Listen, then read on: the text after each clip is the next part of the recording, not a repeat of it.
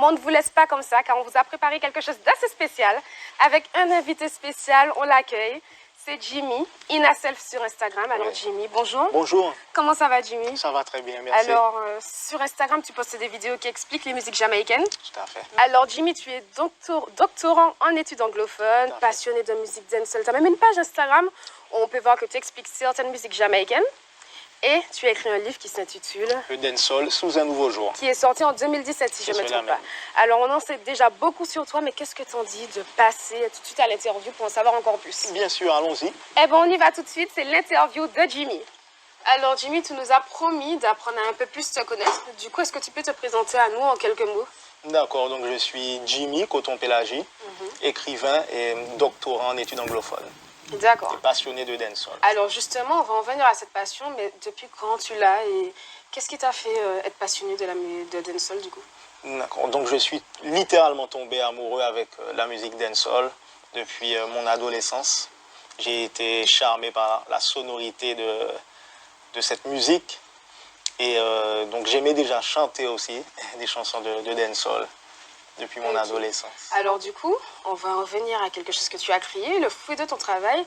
Tu as écrit un livre intitulé Le dancehall sous un nouveau jour en 2017.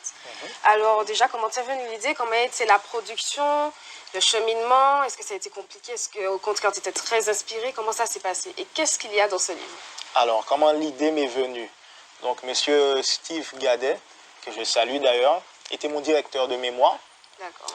Et donc, j'ai réalisé un mémoire intitulé Violence en Jamaïque, le rôle du dancehall dans la société jamaïcaine. Donc, j'étais supervisé par M. Steve Gadet. Donc, après l'obtention de mon master, M. Gadet fait partie de mes amis sur Facebook et voyait mes publications dans lesquelles j'analysais toujours des paroles de chansons de dancehall, toujours en rapport avec les réalités sociales de la Jamaïque. Et donc, un jour, il m'a dit pourquoi ne pas partager le fruit de mes recherches avec le grand public, pourquoi ne pas écrire un livre. Et l'aventure a commencé en 2016. Alors, comment le livre s'organise? Donc, dans chaque chapitre, je parle d'une problématique présente dans la société jamaïcaine et comment cette problématique est abordée à travers les chansons de dancehall des artistes. Et donc, l'une des particularités, c'est que j'ai choisi des extraits de chansons qui sont naturellement exprimés en patois ou créole jamaïcain, que j'ai traduit en français. Ce que tu fais aussi sur ton Instagram, mais en vidéo et qui porte bien ses fruits du coup.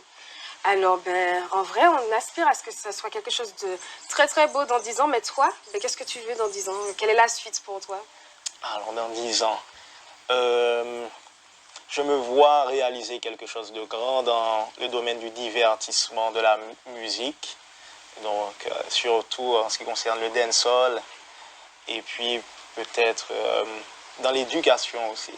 D'accord, c'est top. Et bon, on l'espère pour toi et puis on sera là pour t'aider, il n'y a vraiment pas de souci. Merci. En tout cas, merci beaucoup. Alors, on a des cocktails qui nous sont offerts par Spice M, je te propose de trinquer.